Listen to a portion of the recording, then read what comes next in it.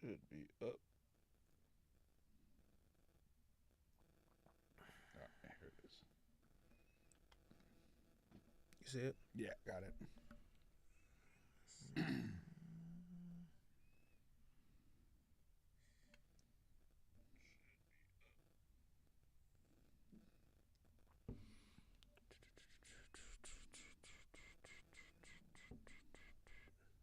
From the Sunshine State, the great state of Florida, and what does your Uncle Charlotte always say? The craziest people in America come from the Bronx and all of Florida. I'm Big Bubba crossing my black car. It's booby traps and pit bulls crossing my backyard. I'm still strapped, boy, these handguns on Vanguard. I like going against the grain cause my head hard.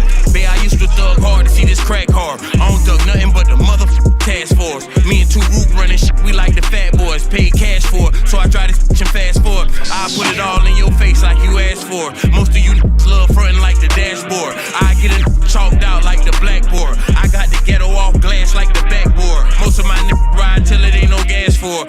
We been outside like ain't no map for. Been outside like ain't no map for.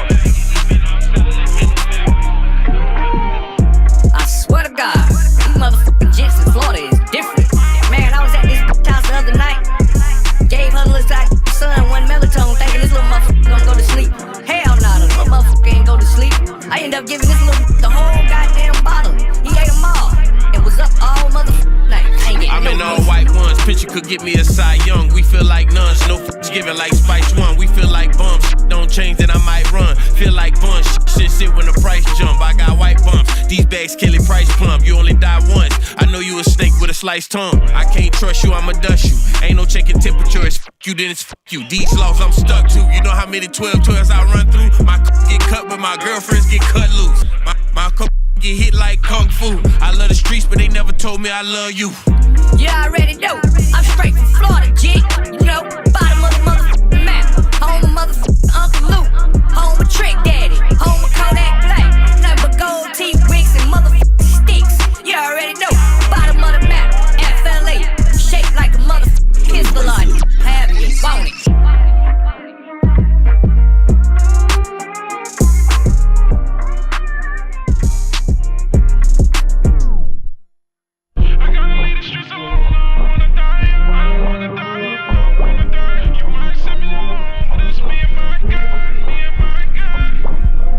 I ain't got no damn business at church. Cause all I be doing is looking at damn prints in that bitch.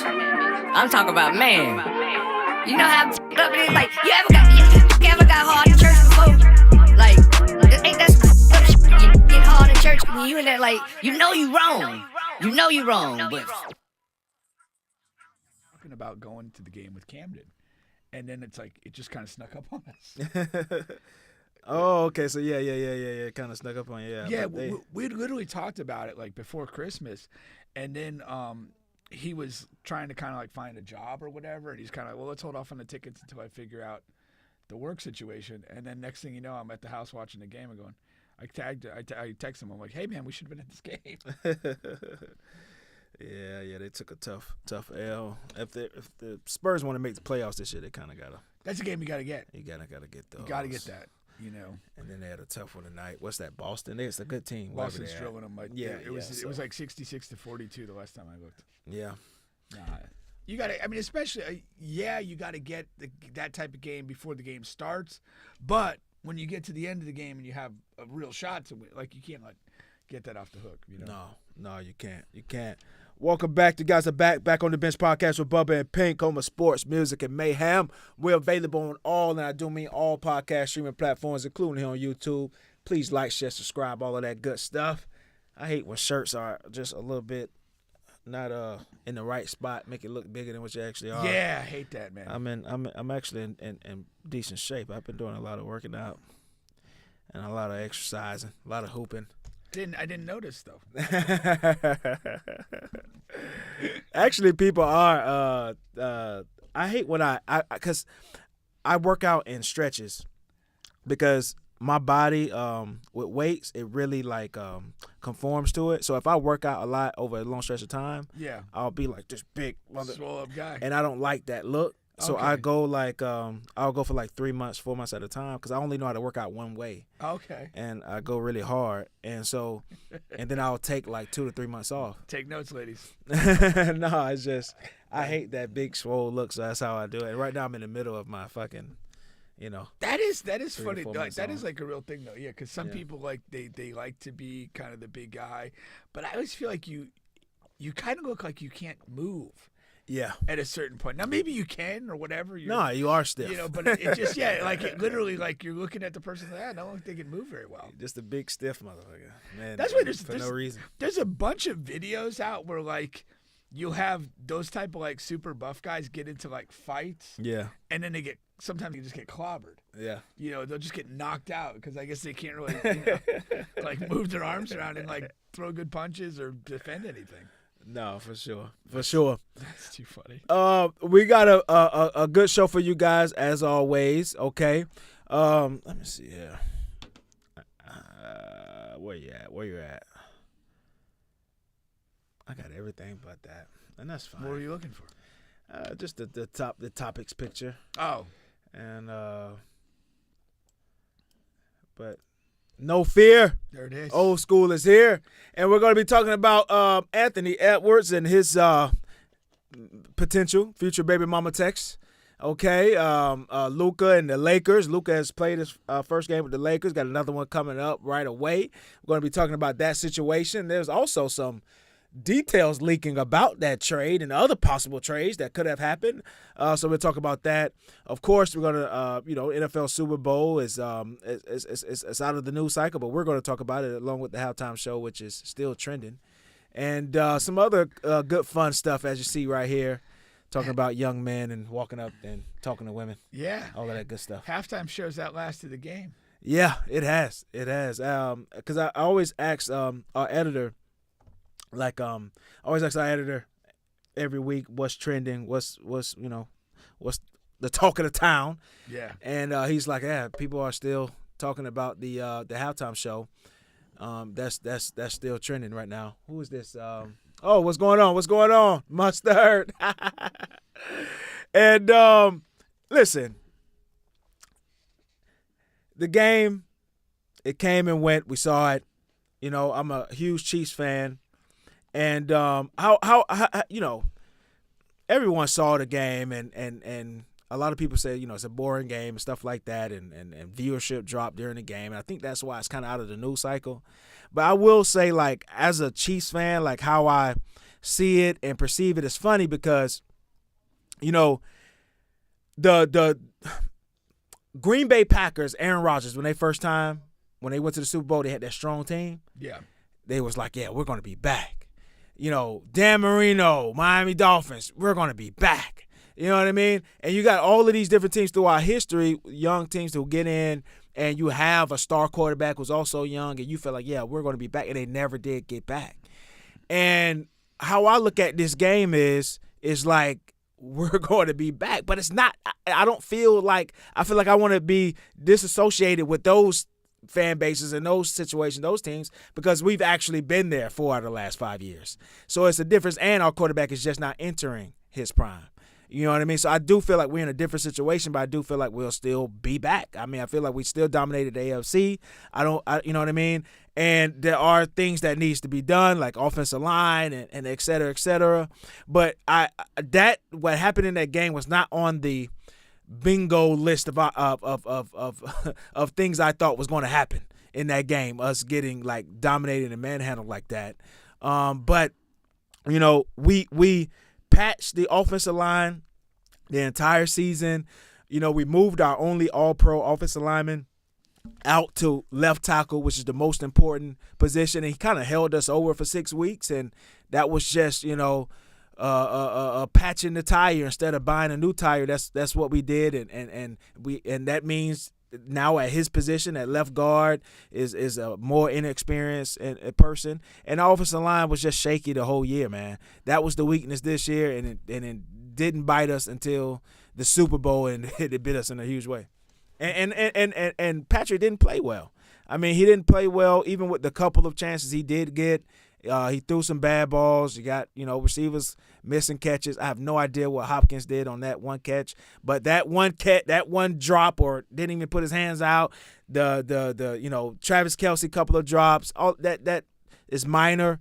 The offensive line played terrible. Patrick didn't play well, and the coaches didn't have any and maybe you don't have any adjustments. A guy told me this morning at the gym, shout out to Butter. He told me, he's like, I would have put Toney back at guard. You had to change something up. I'm like, that doesn't really happen in football. He's been holding it down for 6 weeks. You're not gonna go into the Superbowl and move him back to left guard because he's struggling at left tackle. I mean, I don't know.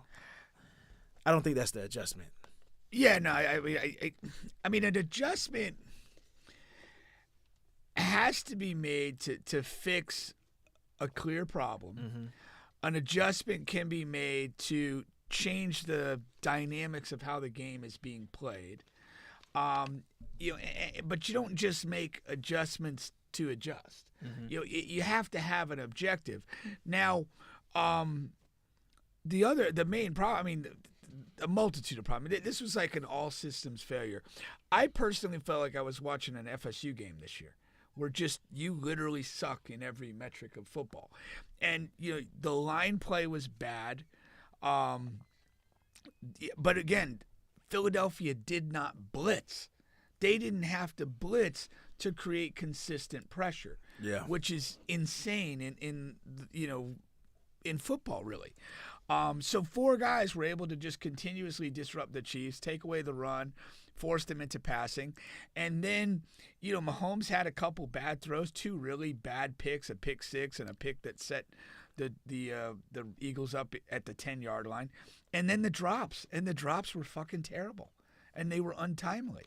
And watching, and you mentioned the penalties, and you mentioned that before. Now, defensively, it was predominantly about penalties early.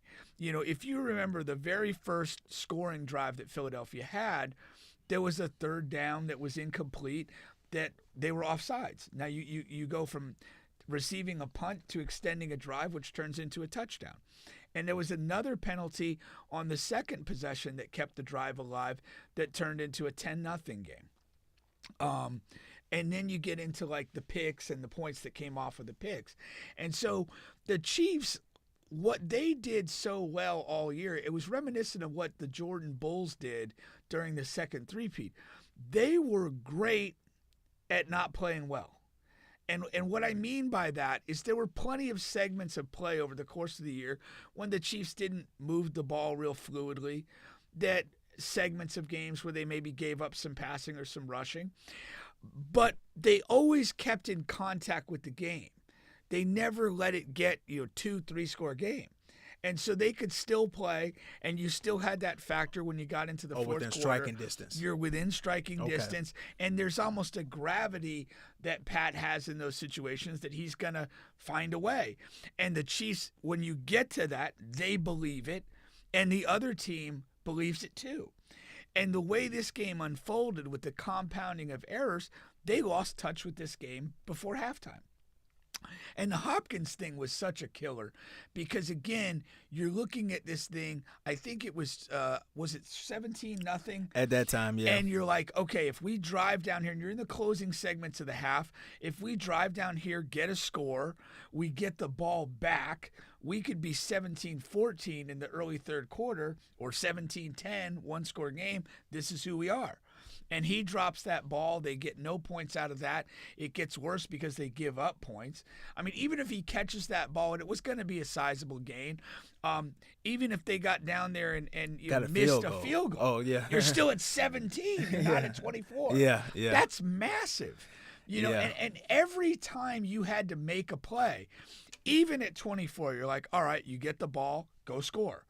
No. 3 and out, whatever, maybe a shit first down and then punt. Every time you had a chance to do something, you literally shit the bed. No, for sure. And I see Champion here saying that the defense played, fairly well. or good enough. And to a degree, I do agree with that to a certain degree.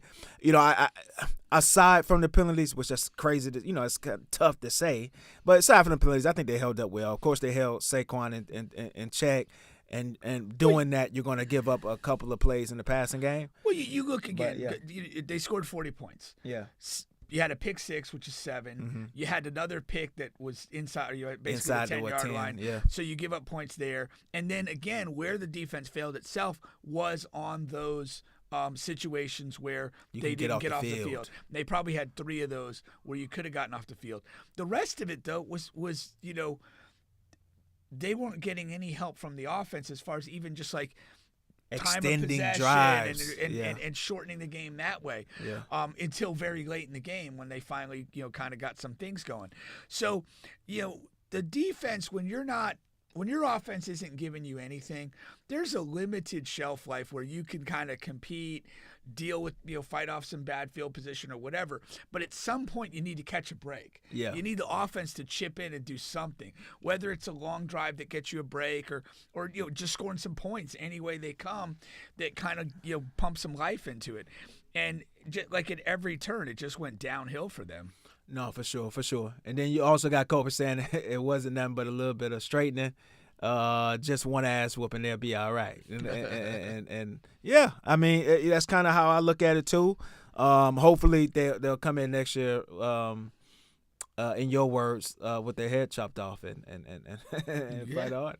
Yeah. Yeah. You can't. I mean, you can't overreact. You've basically had a fantastic run. You still have the most important piece in Pat, and you've got. You've got a talented roster. Like you said, you're the champions of the Eastern Conference. Don't overreact to a really bad game. Yeah.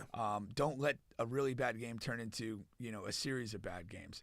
But yeah, and again, like they locked down Barkley, which I'm sure was the primary game plan. Defensively, they just didn't expect the offense to give them nothing. Yeah. Like nothing at all. So I thought it was a story of the game. I mean, Philadelphia, for their credit, the defensive line dominated. To me, it's hard to point anybody into MVP other than the defensive line. That's, and Sweat came out and basically said he thought he had it. Yeah, he thought he had it. Of course, it's a little in jest, but everything that's said in jest, it's a truth behind it as well. Yeah. And whether it's Sweat or somebody else, but I do think, somebody from that defensive line should have been MVP, and you had a thing where it's just the whole line, the defensive line. Because Super Bowl MVP. You had 4 guys rushing that dominated the game. Yeah. Like that was it. 4 guys. You didn't need to blitz. You didn't need to do anything special. And those 4 guys were so consistently disruptive. They erased a running game. They harassed and sacked and created pressures and turnovers all over the place. I mean, they had the strip sack too. Yeah. No, they completely dominated that game for sure. But I'm going to move on here. Let me see. I want to read these 2 comments from Champ.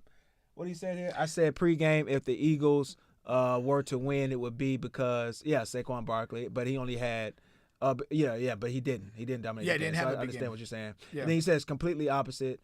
Defense held Barkley, especially in the first half. Yeah, 100%. And I think that's everybody's thing going in. But one thing I did get right was I did go Saquon under. Because one thing I really believed in was on Hard Rock I went Saquon under because the Chiefs in this stretch has not allowed a 100-yard running back in the playoffs in this entire Mahomes era. Yeah. And that's and you can say, oh, but they didn't. And I had guys that was like, but he ain't faced Saquon. But but he faced Derrick Henry 3 times. Right. And I think Derrick Henry in his prime, with Tennessee in the first year with Baltimore is a better running back than Saquon. Like just running the football, more unstoppable, immovable force. And they held him under 100 yards 3 times. Like, and that wasn't just one lucky time. That means something. And other running backs as well. So I took the under. I had a good feeling they were going to do that. The secondary is the weaker spot in our unit. So in our defensive unit. So yeah. Now, that aside, bad game. Especially for us viewers, we wanted a more competitive game. But what we did get was an interesting, to say the least, halftime show. Now, you got the Super Bowl halftime is always divisive, right? You got people who love it, people who hate it. Everybody's gonna have something to say. So you got the Kendrick Lamar's like fans and the hip hop and all of that. They're saying, "Oh, this was one of the best shows ever. You guys just don't understand the message. It's the message you got to understand." And then you got the people on the far other side, whether it may be Drake fans or just people who are not that in tune with that sort of performance. They're saying it's bad. One of the worst things they ever saw. It was boring. They fell asleep. I fall right in the middle myself. I thought it was fine. I thought the halftime show was fine. I didn't think it was bad. I didn't think it was the greatest thing I ever saw. I did see a live boob on my screen at one point during the halftime show in my lifetime. So it's kind of hard to beat that. Oh. I thought you saw one this Super Bowl. I missed that. I got to rewatch. You got to rewatch now, right? So I thought it was a fine performance. Now, you want anything to add to that before I get to? I was going to say a couple. Go ahead. A couple things. So, okay. So I think, like your hip hop heads and your kind of like knowledge guys. Yeah. They're good. They love this. This was really exceptional for them. Yeah. And I get where they're coming from. But on the other side, whether you have like Drake fans or you have people that are just literally there to be amused. Yeah, and entertained. And you have the white people who just felt it was too black. I saw. And that's a legitimate. I did see a some of that. Sentiment. I did see some so of that. Of this, you had a bunch of white people who just literally felt the whole thing was too black. They didn't want to relate. They couldn't relate. They're too, couldn't see the screen through their hood.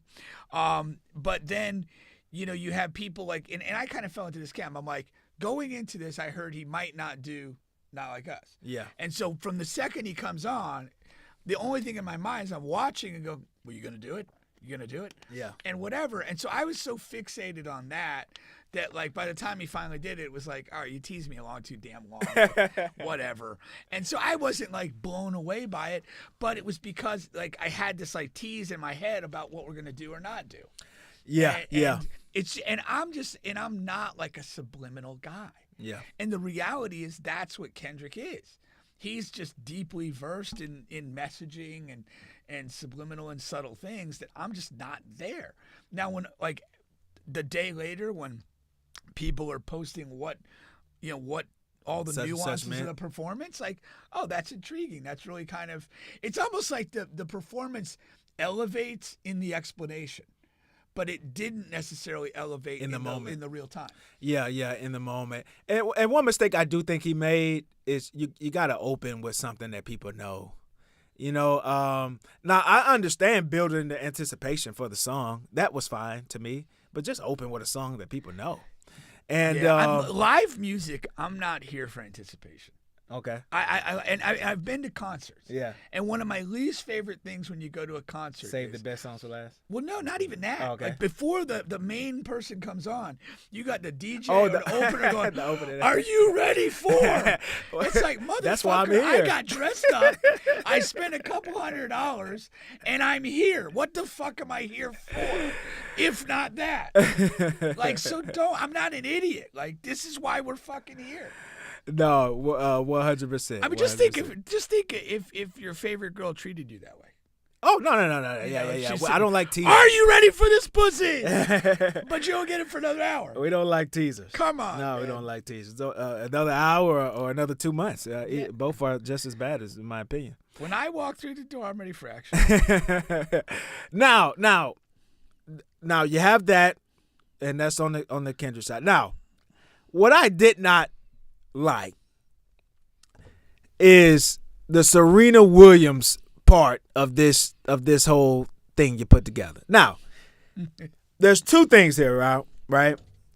And one of the part of the hidden messages is they're calling it two exes with SZA and Serena, two people that Drake have put in his music, as recently had dealings with in the past, but they weren't exes. They were just women that he smashed. Right. Just Serena and SZA were just women that he smashed and along his warpath. Now it was a warpath. If you hear the story, it's definitely a whoop out. Now, I agree with you because like as soon as I saw this, all this stuff was like, his ex Serena. I'm like, what? Like, yeah, because that makes a difference in my eyes. They might have played around a little bit, but it's not a relationship. Like, that's a whole nother. To be an ex, you have to have like some semblance of like a real relationship. And if you're like a celebrity type person, it almost has to be like a known. This is my person. Yeah. For at least some stretch of time. Now, the two things with Serena is, number one, like, I don't care what BS statement you come out with afterwards and all. You did this to get back at Drake. I mean, it is what it is, okay? And whether that's wrong or right, I'm not here to say whether it's wrong or right. I'm just here to call BS on your statement. It's to pile on Drake and get back at Drake, and Drake has said stuff about your current husband and things like that, and my thing is like, it's first of all, it's been over 10, 15 years. Like, it's time to let that go. You're married to a whole nother person, and this is it's time to let that go, man. Let that hurt go. I mean, if he smashed a bunch of other women when he was with you and this and that, that's the time to handle that was a long time ago. And then secondly, you had something to go on? Well, I was gonna say though, like again, if Drake's dropping her and the husband in the music, I think it's fair game to go back. Yeah, but that wasn't yesterday. That still was years ago. Right. Like, all of this is years ago, is what I'm saying. That's my whole point to all of it. Yeah, this is not even a new song or a part of this beef thing at all. Like, that was years and years ago when they had that. And then on top of that, the world doesn't understand, like, you're doing this the Crip dance and then they're the ones that killed your sister, and you came on and you're crying and you can't get over it, and these people, the Crip gangsters killed your sister and this and that, and you're all here doing, they're essentially their celebration of a dance. Like, you wanted to get back at Drake so bad that you don't even care how silly you look doing a dance from the people that killed your sister. That's just, I don't know, that's silly to me. Wrong or right, I'm not the arbiter of that. I'm sure I said that word wrong, but it's silly. It's all just, it's silly to me. Yeah, I didn't take it as deeply, and you were the one that told me about the Crip walk thing. I mean, just kind of discussing what she kind of claimed as her thing. She did do a Crip walk back at I think it was Wimbledon or one of the tennis tournaments back in the day when she was active player. And the way she spun it is that, hey, I was invited to do this. When else am I going to get a chance to dance at the Super Bowl? Let's do it. And just it was almost like there wasn't a lot of thought on her part, was the narrative that she gave. Now, the fact that she doesn't associate the Crip walk with the people that killed her sister, and she already did this not just for Drake, but at Wimbledon many years ago, I mean, that does speak to like just a level of, I don't really think this through, and I'm just acting in the moment. Yeah, and not only that, but like, I understand that's what women do. Like, they don't often think things through. Well, not just to thinking things through, but like from a spiteful point. Like, and I understand, like, if you hurt a woman, then you have to be prepared for whatever they come back with, and this is a part of that, which is all fine, right?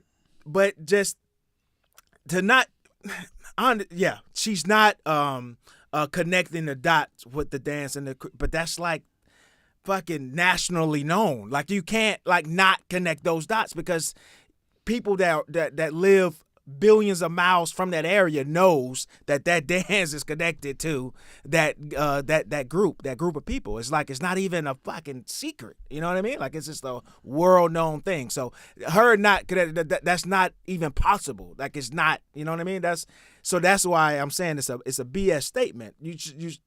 She could have came out and just said the truth. Like, I'm dancing. Yeah, I wanted to dance at the Super Bowl, but I wanted to dance to the song where they're calling my ex a pedophile because it's funny and it's fun, and I want to help pile in on it. Has she like made statements publicly about like being really damaged by Drake? Damaged? No, of course not damaged. But she's come out and talked about, they've asked her questions when Drake had mentioned her husband and things like that, and just talking about Drake in general when they asked about the so-called relationship or what they had or whatever. Yeah. You know what I mean? What has she kind of said in that regard, though? Like I said, it's been so long ago. I don't even. I don't know. I do guess. remember I that. mean, I'm fully aware of the vengeful capacity of women, but I also just feel like I don't. And if it wasn't that big of a deal to either person, like, is that really that connected to where we are now? 100%. Yeah, 1,000, 1,000,000 trillion %. Because like if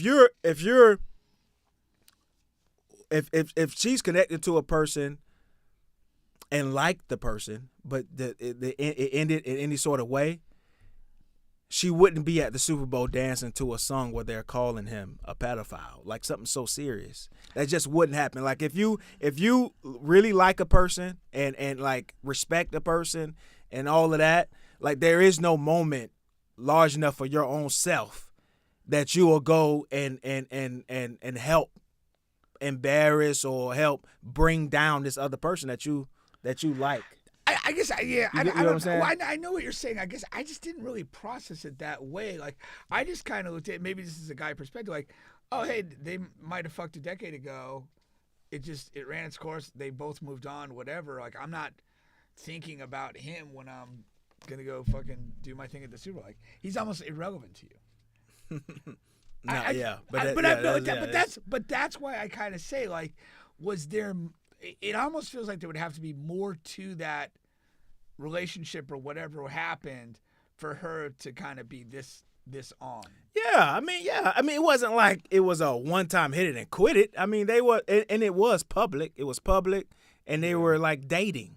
You know, they were like, they were dating. I mean, it's not like whatever, like. He found her at a strip club and smashed that night, and that was it. You know, it was public, and they were dating. All right, yeah. I guess. I also think it's ironic.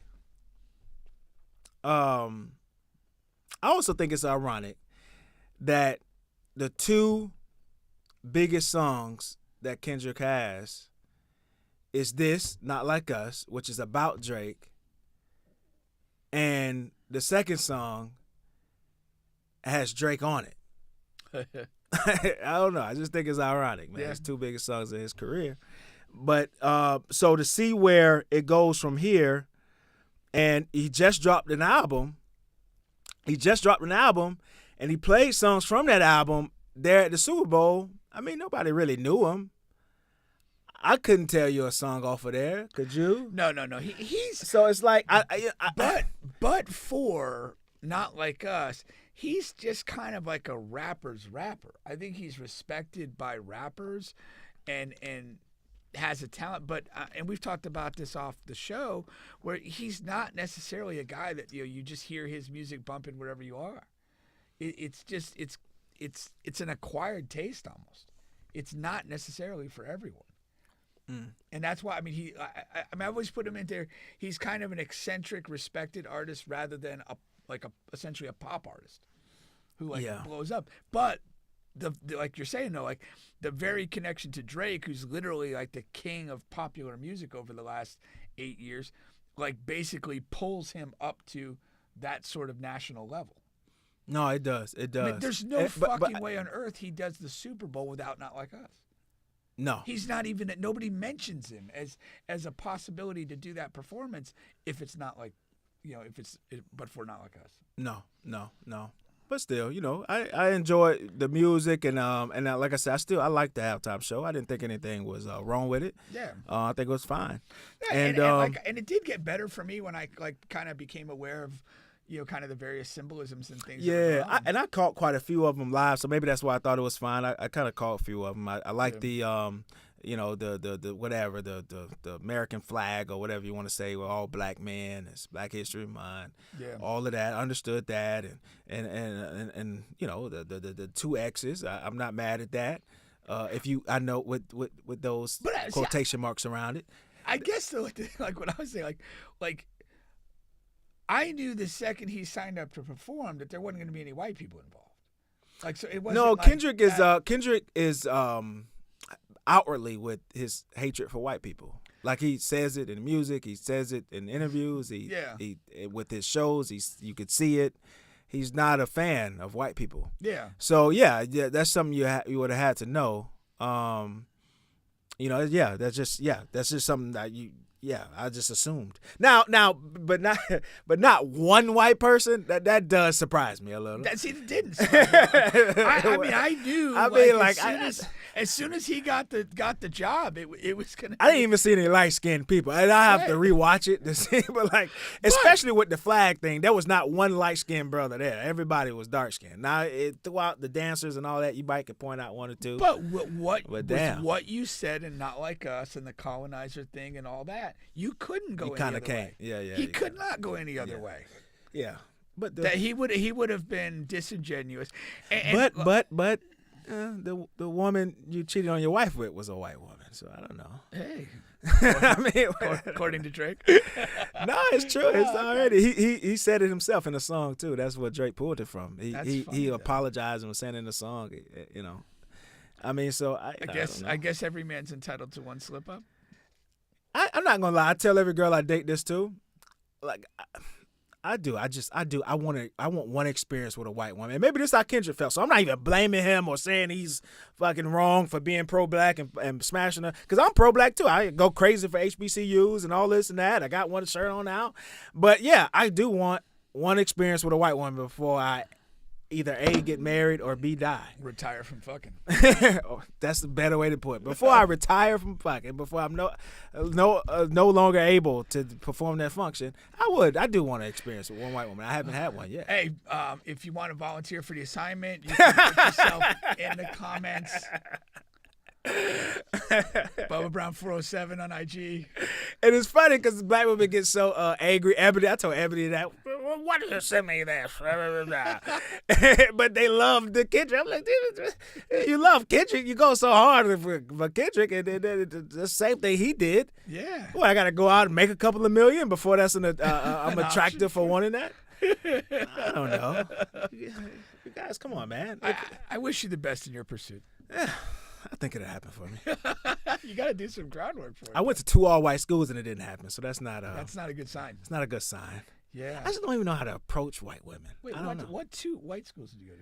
I graduated from Winter Park High School. Oh, I was thinking colleges only. My bad. No, and then Rollins. Okay. Rollins. Yeah. Yeah. No, I knew I knew you knew Rollins. Yeah. Yeah, but I was just thinking I didn't know. Yeah, it's a lot of fucking that goes on at Winter Park High School. Yeah. Hey, that's good.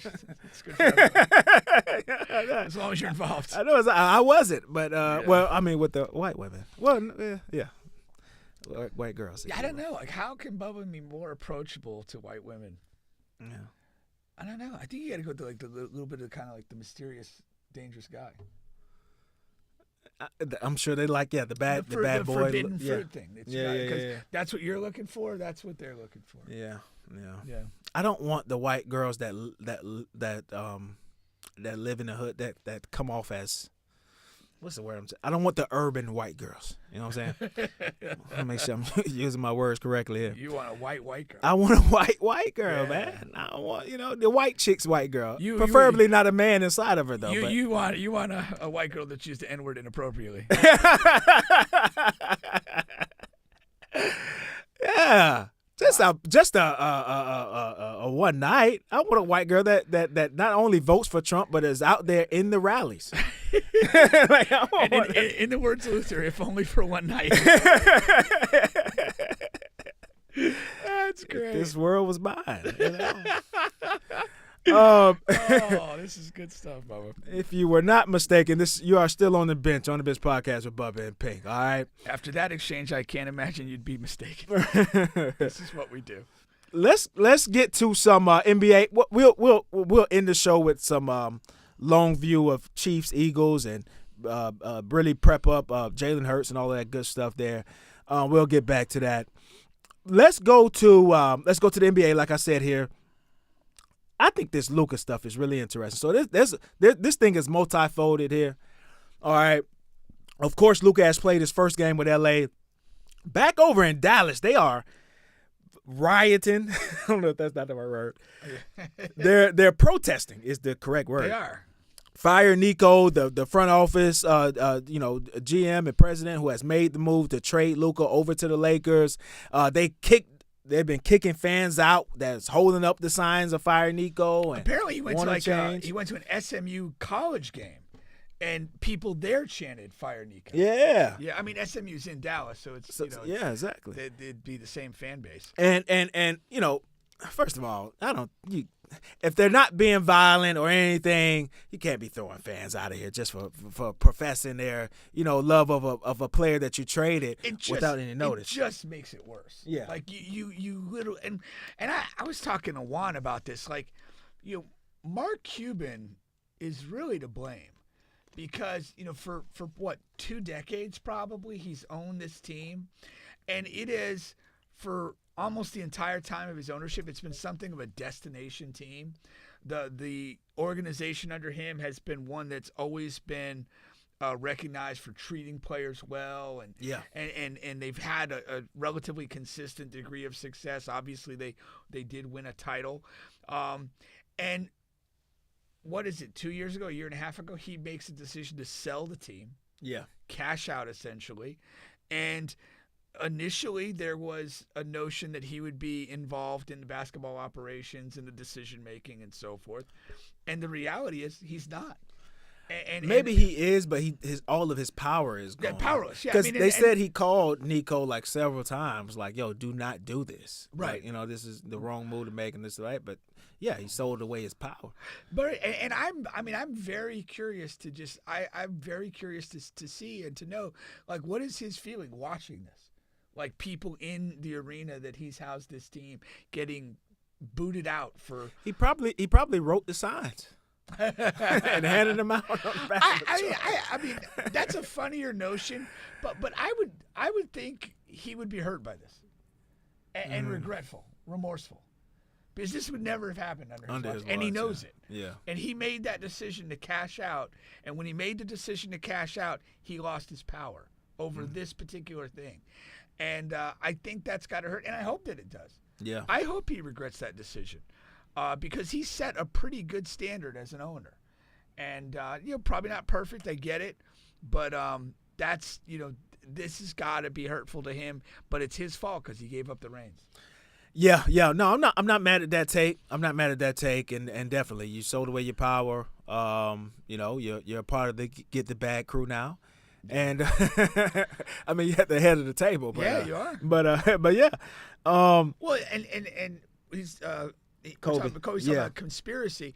But again, there's a lot of things. Apparently, that this Vegas-based ownership group that bought from Cuban, they had a casino play that they wanted in Dallas.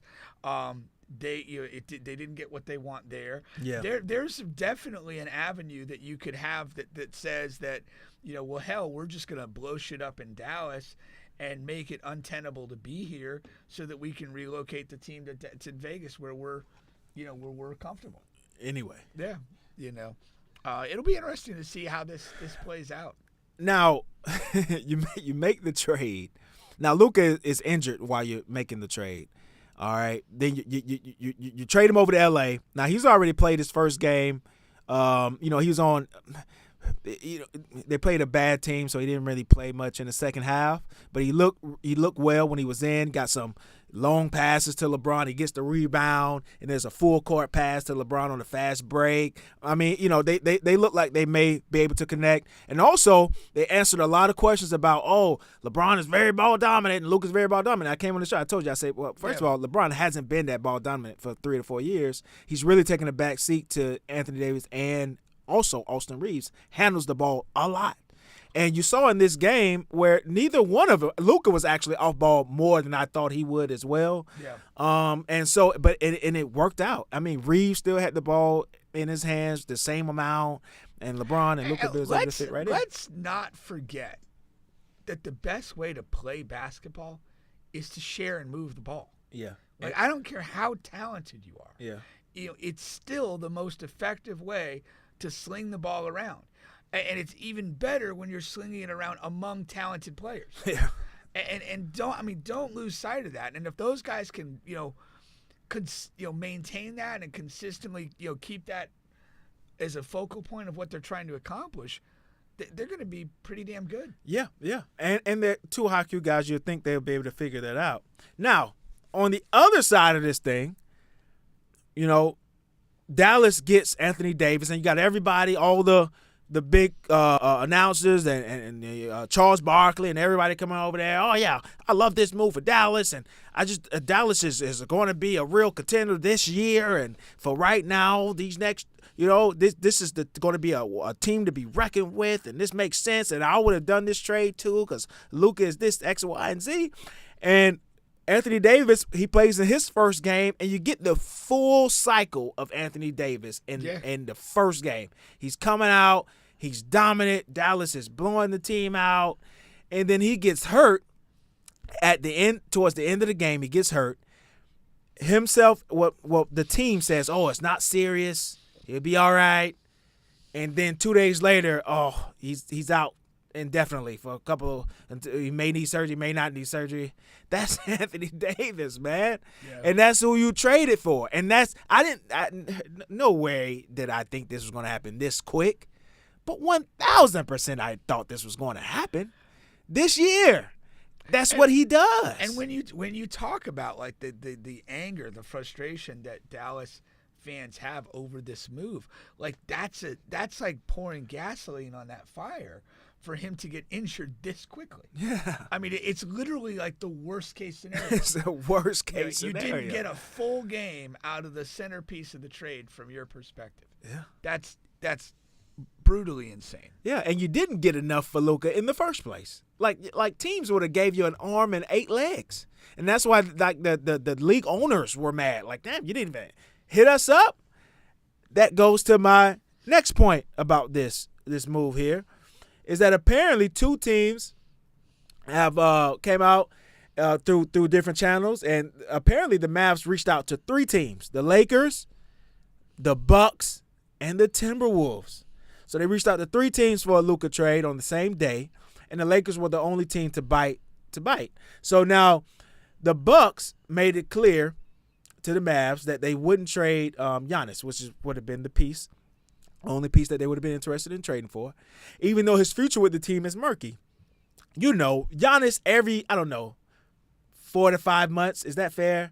He'll say something in regards to we need to upgrade on this team, or even when Luka got traded, I don't know if you saw Giannis's thing about players shouldn't be ridiculed or when they want a new team, when they want to compete for a championship on a new team, but owners and teams can just move you around all over the place. I looked at that as, if I leave, don't kill me for leaving Milwaukee. That's how I looked at that. For sure. And but Milwaukee wanted to keep him and not trade him for Luka, and I think that's okay to do. I mean, he hasn't left, and he signed a new deal. I think as long as you get him talent, I think he'll stay. Yeah, I do. I mean, to me, the window to leave was after the title. Yeah. And then just say, hey, you drafted me. Thank you so much for drafting me. I've rewarded you with a title. Now I can get the fuck out of here. That's how I would have been. But that, and leaving kind of like LeBron did Cleveland. I mean, you leave in good conscience. I gave you something you never had before, whatever. Yeah. And then. So I do think if they give him enough talent, he'll probably stay. And they're, make no doubt about it, this rebuff of this trade is a message to Giannis. Yeah. Because it's hey, they called for you and we stood by you against a guy who's 5 years younger and might be better. 100%. So that's 100%. That's part of the messaging to this situation. So to me, when I look at the 3 dynamics there, the Lakers move, which we know went forward. Yeah. The Timberwolves asking for Giannis. The Bucks asking for Giannis. And the Timberwolves. What's your take on that? These trades are not going to happen. Yeah. They're not, here's the deal. At the end of the day, the Lakers gave away their number 2 guy. Yeah. You're coming for my number 1. Which, I mean, there is a world and a logic that Luka's better than these 2 guys, and if the trade's basically straight up and some spare parts that aren't going to move the needle, you're stupid to not make the trade. Yeah, I get that argument, but if the Lakers are able to give you their number 2 guy, this is a no-brainer. Now, I'm on board with that, but my pushback would be technically he's number one because LeBron only has a year or two left. Right. Now, and the argument, a lot of people say that Anthony Davis has been the best player on the Lakers this year.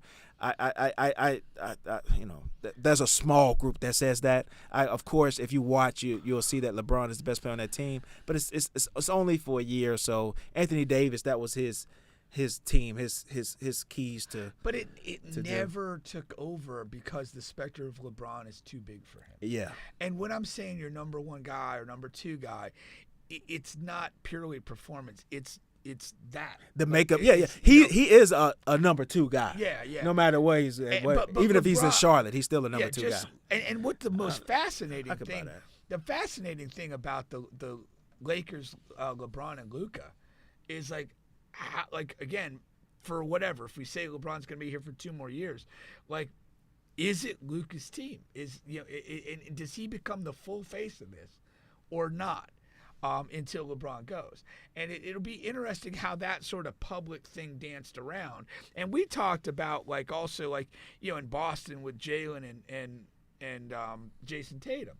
Like, you kind of it's the timeline's different for these two guys, and LeBron's much closer to his overall expiration date, but he's such a huge figure that do you coexist with him? Do you usurp him? How does that go?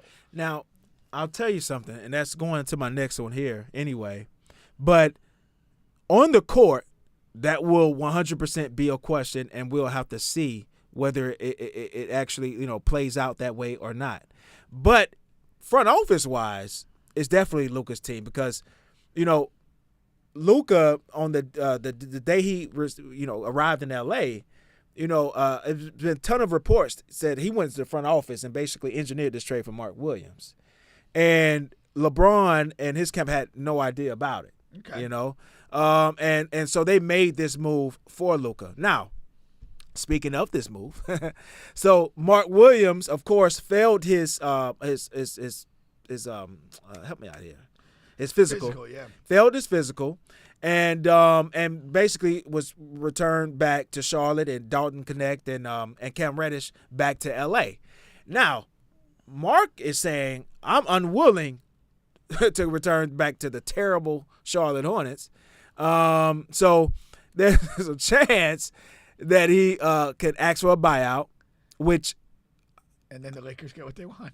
which I saw earlier that nobody on that rookie deal has ever reached a buyout. So there will be unprecedented and maybe even a couple of challenges there. But they may get their guy for an incredibly cheaper price, right? Which would be nuts. And then on the other side, you got Dalton Connect and Cam Reddish coming back, and they were supposed to play. These are healthy guys. They were supposed to play in that game that Luka did, but Dalton Connect told JJ, was like, "Hey, I'm still processing this trade. I'm not feeling well about it mentally. I'm kind of, I don't know. How do you feel about that on Dalton Connect's side before we get to Mark Williams? I think Dalton Connect's side is bullshit. Right? Because do you take it away from that he's a rookie? He got drafted to LA Lakers. You're there for half a season. Like it's a show, with LeBron there. It's like you love it. LeBron's there. And then all of a sudden, boom, now I'm in fucking terrible Charlotte. And I had no control over it. You know what I mean? Like, well, no, I understand. But here's the thing. Now you're back in L.A. with LeBron and with Luka. Yeah. It's like, dude, get over yourself. Get over yourself. Yeah. You're not going to be in a situation on earth that you're going to get better looks at 3-point shots, which is what you do. Amen. I think that's for that reason. Okay. I think it's terribly soft. I can get the absolute disappointment. You're a new Laker. Things seem to be going pretty well. Team's good, and you're moved. You're the guy that's got to go. Yeah. And I get that. You're in Charlotte, and it's a shit show. Yeah, I might need a few mental health days if I had to stay I'm in Charlotte. But this gets reversed, and now you're back to L.A. I mean, just get your head down, grind, and hit open shots. Yeah, somehow God answered your prayers. He never answers mine on Hard Rock. They still got to figure this out, like who's going to play and not play and whatever. And the way I look at it, like, you could go, it could be like Luka, Austin, LeBron, you, and whatever the post player of the moment. Yeah. There's no reason you can't do that. No, 100%, 100%. So And I don't like the mentality of him doing that. Now, I get the leverage play of Mark Williams. It's like, yeah, I don't want to go back to the shit. Like, I thought I was free. I thought I was free. Exactly. And then they pull me back in. Like, there's no way. Like, so Hold on. Abraham Lincoln told me slaves were free. I'm a free man. What are you talking about? Yeah. I finally made it out. Yeah. Yeah, no, 100%. Now, that would be great because I didn't know much about Mark, but once the trade happens, then I go down the rabbit hole and find out who he is, and he is the perfect center for LeBron and Luka, especially from a defensive and rolling. You see in the first game just how many just open lobs Jackson Hayes that Jackson Hayes got. Yeah, for sure. And Mark is better. I mean, he just is. Yeah. But the injury. So if the Lakers can get him at a crazy low price, even if he is often injured, that's just a fucking free gamble. Yeah. It's like a free play on Hard Rock. Yeah. Cool. I mean, if you're going to give me a free play of $50, I'll take it and do whatever with it. Yeah. And again, you look at Mark Williams and Jackson Hayes being kind of like a younger version of what they had with Dwight and JaVale McGee on that title team. No, that's true. And so, again, it's not a bad dynamic. Like, whether it's health or not, like, you kind of have two guys to play one spot. So, whether one guy's playing better than the other or one guy's healthy and the other's not, you can manage that situation with those two bodies. And one thing the Lakers have proven they can do here, especially over this stretch in the regular season, they can play small. Yeah. Because they only have one big on the roster, and that's Hayes. Well, he's not playing the whole game. Right. So when he's out of the rotation, they've been playing small. They've had some LeBron at center. They've had Vanderbilt and Rui at center. Like that's been working for them because they play uber fast and they just switch everything on the perimeter. Yeah, and it's been working depending on the matchup. And depending on the matchup, that you can get away with that a lot longer. Yeah, for sure. As far as that goes, and that's why I said the matchup next week, after All-Star break with Denver, I'm just going to be glued to the TV watching that because that's gonna show me because over the course regular season or playoffs, they haven't been able to do anything with Denver, and that's with Anthony Davis. So without him out of the picture, what does that look like? I'm so interested in seeing what does that look like and if they'll be able to compete with this new style of play. Remember LeBron took it to him in Paris. Yeah, he had a lot of superheroes on the side. No, but he matched up with them. No, he did. And went to war. Yeah, he did. But it is interesting. I don't get the connect. I'm kind of disappointed in that. Okay. That's kind of his attitude or approach to that. Yeah. Hopefully he shakes out of it and is able to play. I mean, I guess I get out of your feelings. Yeah. I mean, welcome to professional basketball. Welcome to life. Your girl left you. Now she wants you back. What do you want to do? Hey. Just smash her, but leave the feelings behind. leave the feelings in the locker room. But yeah. Where am I going to go from here? I think that was. Oh, yeah. We got another big NBA story here. Okay, so moving along to another NBA story, you have Anthony Edwards. I didn't really regard this as an NBA story. Yeah, more of a personal problem. So, in this picture here, just to read, NBA star Anthony Edwards accused of blocking Aisha Howard and urging abortion after learning of her pregnancy. So, this Aisha lady here, she released a string of text messages. This is just one picture of it here. And over here, she's saying basically that she regretted aborting her son 2 years ago, and she didn't want to take the life of another child. Edward's response, I don't want a kid. That's essentially how these text messages are going here. Now, this has engineered a whole conversation about abortion and about what should a woman do if a man is telling her up front that she doesn't want the child and vice versa, and who's wrong, who's right. And a lot of people are saying Anthony Edwards is wrong. I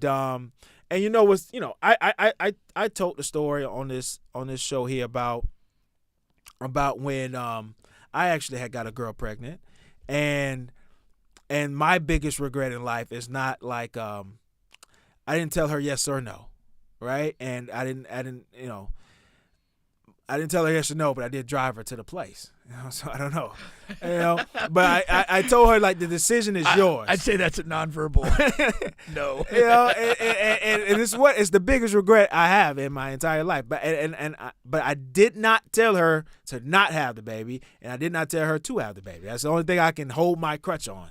But you know. But the interesting thing is you still regard that as your biggest regret. Yes. And so like even by. I'm sure in the middle. Like I was a young guy. It's not yesterday. Yeah, and I'm not attempting to be extremely judgmental on this, but in the moment, you're kind of trying to tread both areas. Yeah. And even trying to do that, you're left with the biggest regret of your life. Yes. And that's kind of educational or enlightening in this regard. I mean, in some ways, you're better off doing something you believe in because you're probably not going to love the outcome either way.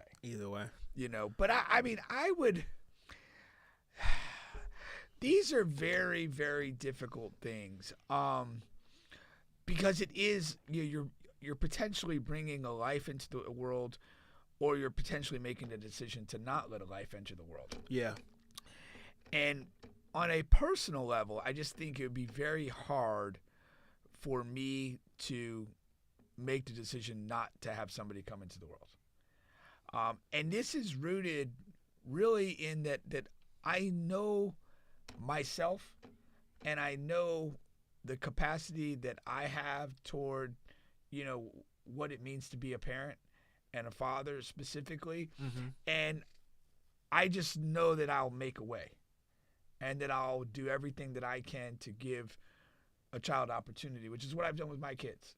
That's I take great pride in that, and basically being a father, providing opportunity, and hopefully watching them flourish. And for the most part, I am. So, although I mean, from a standpoint of choice and so forth, I'm in favor of people having a choice to make, to abort a person if they feel that that's in their best interest or whatever. Like kind of the faith and confidence I have in myself to make a situation okay for a child, I'm going to choose to have the child. Yeah. And do that. So I don't think I would at this juncture decide what Anthony, Edwards is, the decision he's making there. No, but the brutal part of this though is that, the women has to carry the baby and the father does this. But at the end of the day, like, two people become responsible for this new person. Yeah. And it's tough to say that one person should have 100% control over the other. Either way. I mean, it's just tough to digest. It's tough. It's tough to digest, but I think it's set up the right way in this regard. Like, okay, Anthony Edwards is not wrong to profess his I don't want any other children at this point, at this juncture in my life. But she's also not wrong for saying, hey, I already went through this and it was a shitty experience and I'm not doing it again. Right. Now, ideally, you would like two people that are going to have unprotected sex, that kind of have that conversation beforehand. But that's not how it goes a lot of times. So that's not how it goes like 99% of the time. So if you're not going to have that conversation, then, yeah, the woman does hold the cards. Because the woman, of course we all know that they, have to carry the child for 9 months. But that abortion shit, that shit is the guy. We're not involved at all in any of that. That is a crazy scene, man. And they go through a different mental thing of losing that child than a man goes. So her saying that she doesn't want to do that, I think she has a right now. Luckily for her, Anthony Edwards is a rich man. And if that child is his, that child is not going to want for anything. Whether he wants to or not, that child is not going to want for anything that child's entire adolescence. Now, when you get to that point, I don't know. If you're Anthony Edwards, maybe you grow to want to be there for your child. Because I just Googled it because you had asked me prior. It says that the woman he's with, they have one child together, and then he has 2 additional children with 2 different women. Right? Including not including this. So this will be the 3rd. So this story that we're talking about this right will now, be the 4th. She's actively pregnant now. Yeah. And this is where she hasn't had a baby yet. Correct. Okay. But he already has 3 kids with 3 different women. Yes. Okay. Yeah. That's what Google says now. I'm not in the man's household, but that's what Google is a solid source. But for argument's sake, though, and I don't know that this perspective is considered enough. Like, let us just hypothetically say that, man and a woman get pregnant. They're not necessarily together. Maybe they've got other domestic situations going on. But how do we feel, or how do you consider if it's the woman that wants to proceed with an abortion and the man wants to be a father? Yeah. And he doesn't, believe in the abortion piece. I don't think that, maybe it's because it doesn't happen as much, but I don't think that that's something that's really kind of discussed nearly as much as the scenario where Anthony Edwards is, where it's the guy saying, right, hey, let's look at abortion, and the woman saying, no, I want to keep the baby. Yeah. So I think that's, there's a lot of dynamics to it. And that's why, it's just fundamentally difficult when, one person or the other person has 100% power in something that both people are responsible for. Yeah. Yeah. But again, it's a problem that we as people create that we don't have an answer to. Really. We go around fucking without condoms, and people get pregnant, and a lot of these people are not in conventional relationships or have any desire to be in that way with that particular person. And now you've got these situations where it's like, okay, who controls this? What decisions made? And what are the repercussions of that? Again, if Anthony Edwards were to go the route of, okay, I can't force you to have an abortion. You're going to have this kid, but I don't particularly want to be involved. I've got 3 other kids that I'm dealing with. There's a cost that child's going to pay. Yeah. Now, maybe the court orders a certain amount of child support to be paid, and he goes through his life and doesn't need for money, but he's going to probably need for a father at some point. That there's going to be a gap in his life based on the decision that Anthony Edwards has the power to make, in regards to himself, but that child. Yeah. However he chooses to handle that. And that's also, like we said, that's a two-way street too, where if you have a woman who is not happy with how the man has handled himself or whatever and wants to keep that child away, even if the guy isn't interested and engaged in being a part of it. Chris is saying that she had the baby already. Oh, okay. So if she had the baby already, why is this just now, why is this now trending? Probably because she's mad at him. No, why is it coming out now? Yeah. That's probably if the baby's already here, this decision's already been made. Yeah. If you are right now choosing to put these text messages out, maybe whatever, it's because you're mad about something. Yeah, maybe he didn't give her something or something like that. That makes a difference. Yeah. That does make a difference now. Yeah. I don't know, but it did spark a large conversation that we still tackled there, as far as like you said, if one person wants the child, the other one doesn't, then what happens? And it almost is that the woman does have that sole not responsibilities, but the power, like you said. She has the leverage in this situation because she's carrying the baby. Yeah. And again, you can't physically force her to have an abortion unless you're going to end up in jail. And if she chooses otherwise, and then even if it goes the other way where she wants an abortion, you can't, if you're the guy in that situation, you can't 100% prevent that. Yeah. She Yeah, he just sent me a picture of the baby, and it's 1 month old. 1 month old in November. So yeah, you're looking at what, 4 now? 4 months maybe. Yeah. Yeah. All right. Maybe that explained his spotty play at the beginning of the year. Hey, don't throw it out. It always comes back to basketball. Basketball never stops. Shout out Juan. Oh, I wanted to say, okay, I was wondering where the noise come from. Once again, you guys on the bench podcast with Bubba and Pink, home of sports, music, and mayhem. We're available on all podcast streaming platforms, including here on YouTube. Please like, share, subscribe, all of that good stuff. Don't forget our sponsor here, Royal13thebrand.com. Again, that is Royal13thebrand.com. Use promo code Bubba Pink and be fresh here in the spring. Heading into the spring here. From the Sunshine State, the great state of Florida, and what does your Uncle Charlotte always say? The craziest people in America come from the Bronx and all of Florida. I'm Big Bubba crossing my black car. It's booby traps and pit bulls crossing my backyard. I'm still strapped. This is interesting, man.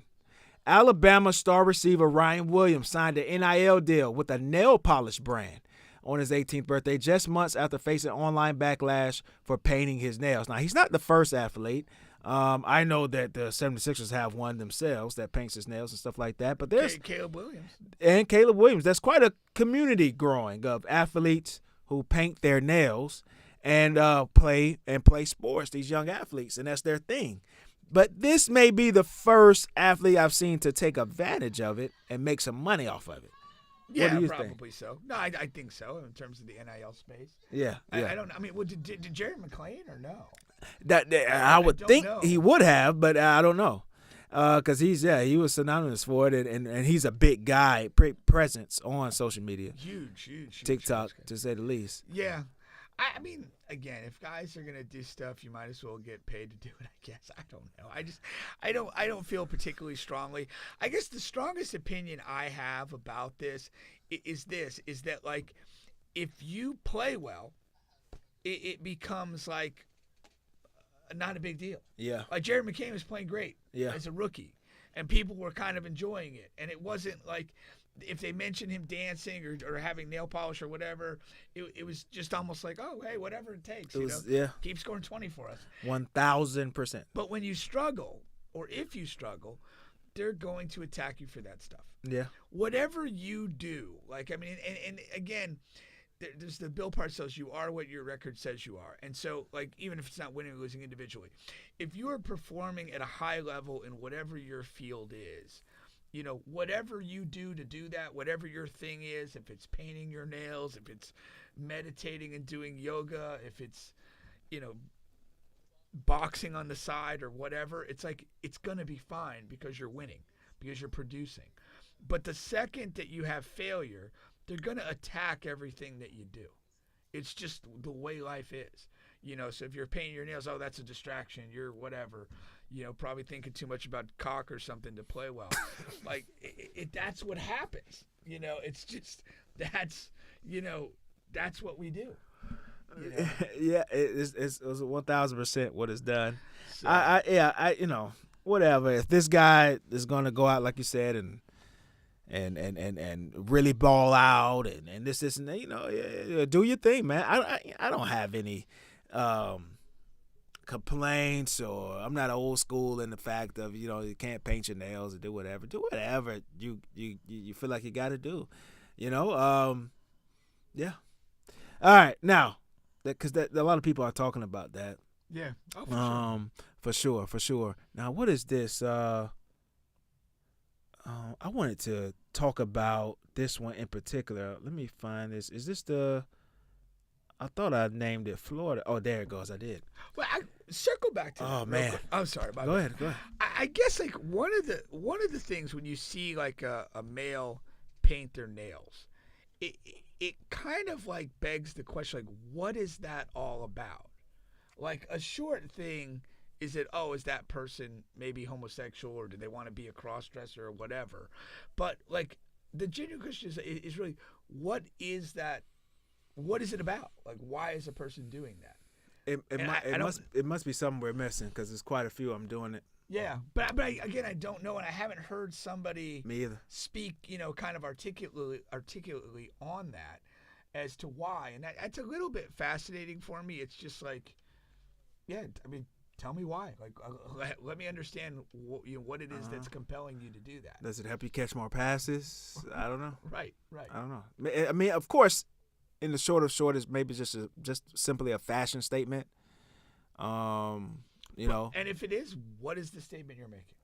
You know, the funniest thing I've ever heard, and I know I said it on the show several times, but I'll die remembering this, because, you know, Young Thug came out and he wore a dress, and the nerve of the guy, he got enough nerves to ask Young Thug, why did you wear a dress? And Young Thug said, I had to wear the dress because I had a stick, which is a long gun.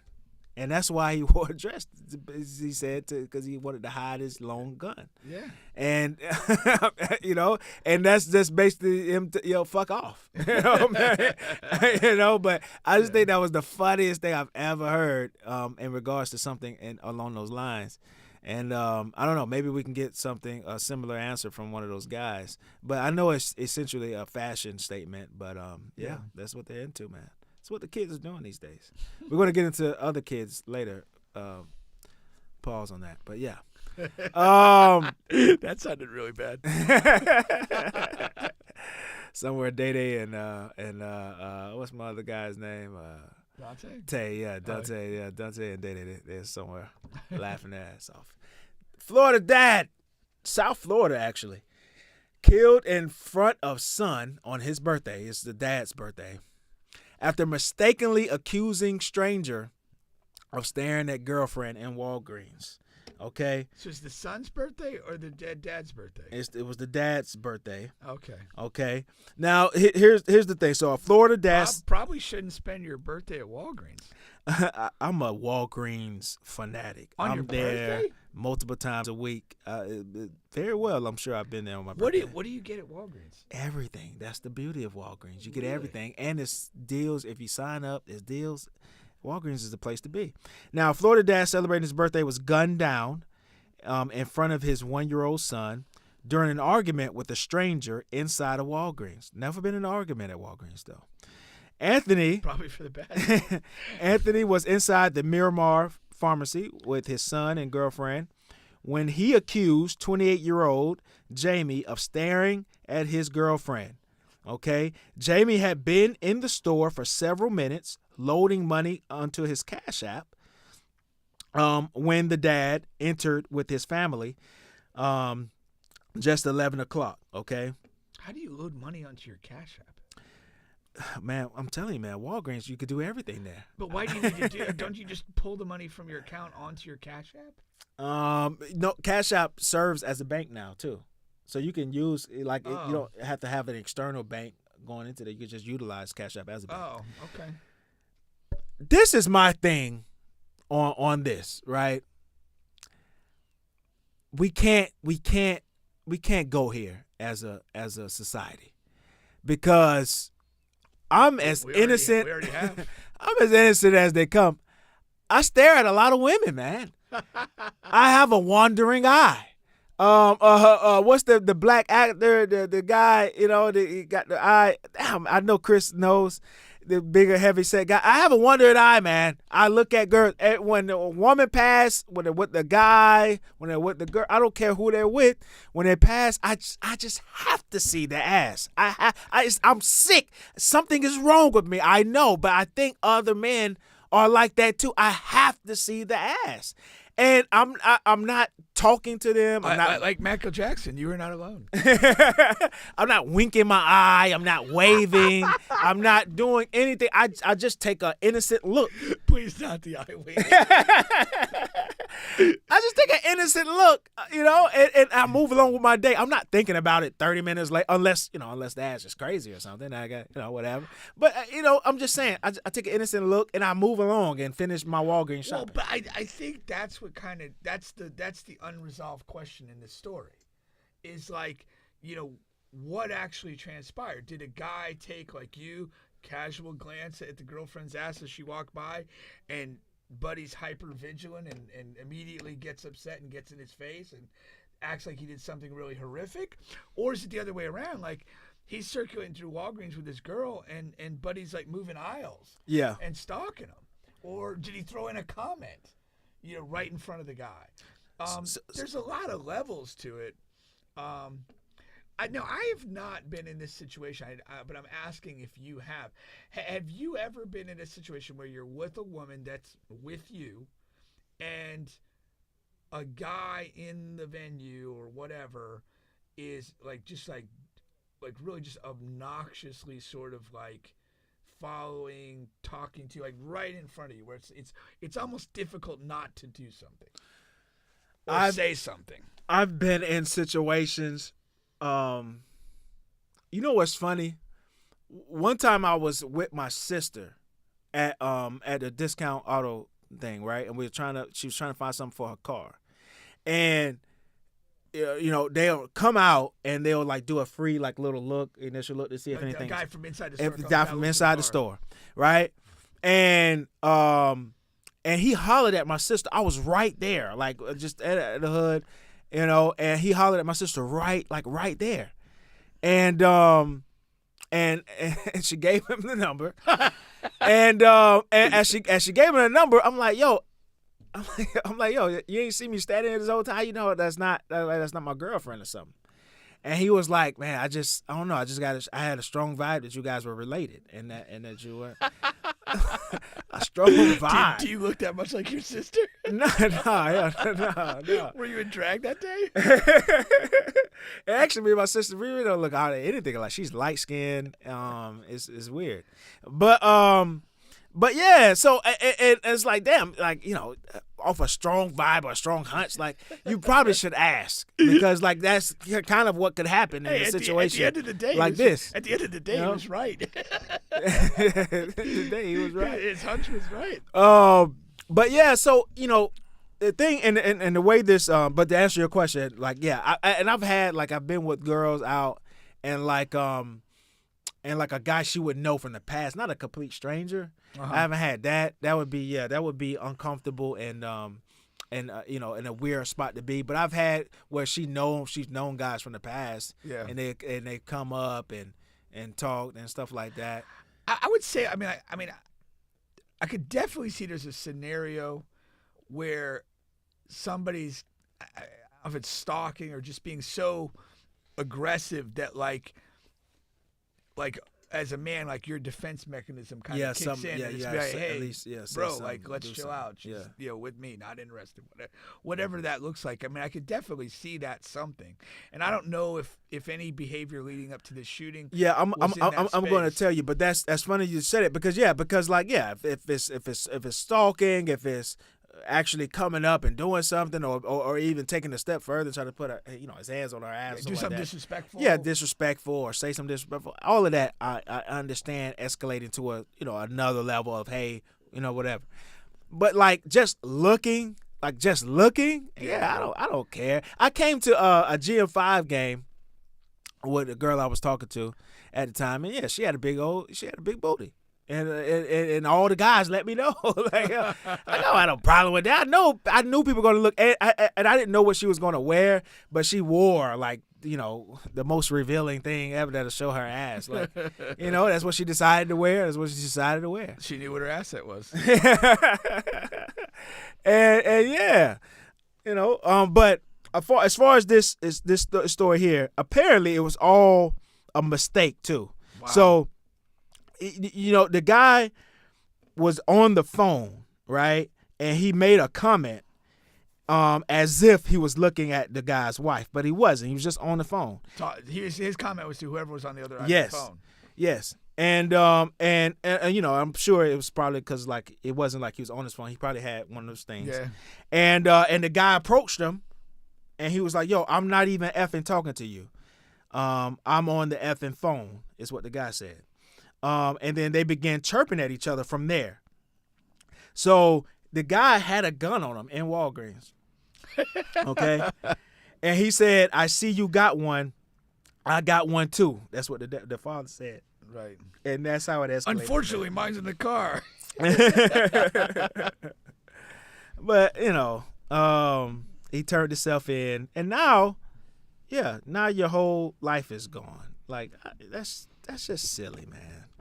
But that's consistent with what we talked about before in some of these situations. It's just like, as grown men, like, what is the value of fighting and shooting each other? I mean, at some point, it's like, it's better to step away from the fight than to go find it. Yeah. And then now the guy is like, you got a 1-year-old son. Without a dad. You have, I mean, and then you get a guy who's going to, face some criminal time, and, whoever is connected to him and is impacted by that, if he has kids or wife or whatever. This is just fucking dumb. Let a guy. Just imagine the hardship of his side piece for a moment. All right, moving along here. Okay, what is this I had here?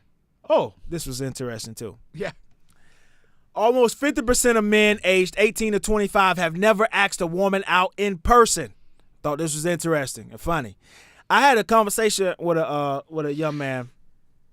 Okay, I don't even want to say where at because I wasn't supposed to be having this conversation with this young man where I was at. But that begs a lot of questions. But I was telling him, I was like, yo, like, if social media wasn't around, y'all would starve. Like y'all would not get any coochie. Like you do not you do not know how to approach girls at all. Like you know what I mean? Y'all rely on typing. And I'm a guy who has taken advantage of that too, but I'm two-way. I'm Kawhi Leonard in his prime. I can, I'm a two-way individual. I can survive in DMs, and I can also go in person. You know what I'm saying? And these young guys, man, they have no clue. And then this thing here backs me up. Yeah. Almost 50% of men aged 18 to 12 has never asked a woman out in person. That's nuts. Yeah, it is funny, but though. It makes sense. It does make sense. Definitely does. But I also feel like between the electronic media and even like talking to people in person, like, do you really ask somebody out, or do you kind of just maybe kind of soft play it and ask them to do something? That's still acting them out. Is that what we're counting though? But when you're asking this question, is that factored in? Or if I'm receiving the question, am I answering it in the context of, no, I've never sat there across from a woman and said, hey, would you like to go out with me? That's what I'm saying. I like out anywhere, ask for the phone number, all of that counts. Just all of that. Yeah. Yeah. Haven't ask done for the phone number too. Yeah, that counts too. Okay. Yeah, in person. Yeah. Okay. But I guess what I'm getting is, like, I'm not sure that when somebody's answering this question. Okay. Unless you're asking in detail. Yeah. Which I'm sure they weren't. Yeah. So I'm saying there's probably a percentage of people who like looked at that and be like, well, I don't really do that. Yeah. But I might ask a girl like, hey, yeah, because that is a staggering number. Are you going to be at the are you going to be at the gym or the game later? It'd be great to see you. Like, whatever. I don't know. Yeah. That's the thing. So I don't know. I mean, but it does seem like a staggering number. But again, it's just a it is like a statement of the times, and when you are like using the apps or social media to do this, there's a certain level of kind of like insulation that you have. If it doesn't go right, nobody ever knew, essentially, whatever, unless some girl's going to post your DMs about that. So, versus, when you are in person. But I also think, like, one of the great advances with the apps is the accessibility and the numbers of it. It's like, if you're only relying on, if you like take away all that stuff, and now I'm only relying on people that I actually come in physical contact with as a dating pool. Like, the numbers change like crazy. Yeah. So now, okay, well, I go to this gym. Here's my work situation. Here's, on like whatever Friday night I go downtown. It's like that's the only people you're going to have access to. Yeah. And the amazing thing about the current times is that like your access is like it's almost limitless. It is. If you're going to go to Turkey next week, like, you could start setting things up in Turkey. It's like, it's whatever you need to do. Really quick here. I know Kobe said he said anybody thinking about the Women's League 101. 1 seed Brianna Stewart embarrassed by 12 seed. Who was that? Moody? Nobody. By 12 seed, nobody. I was unaware that this is something that was happening. Well, you know they have that league that they were starting up. We talked about it before. I thought it was like a 3-on-3 league. It was, so he's saying Women's League 101. Yeah. Nah, we know about a 3-on-3 league. It's down in South Florida, right? Yeah. I was out with Juan and they had games on. Yeah. And they were. That was the night of the Chiefs-Bills game. Oh, for real? It was before the game got going or whatever. They had it on one TV. Okay. Yeah, and Juan was explaining it a little bit. I'm not sure. I'm not interested in 3-on-3, and I'm even less interested in women's 1-on-1. I don't even like guys 1-on-1. Yeah. I love Rod, but like a lot of the chapter 23 stuff when it's just 1-on-1, guys yelling at each other and whatever. It's like this is not basketball to me. It's not. Yeah, it's not basketball to me. Yeah. Now, let me see here.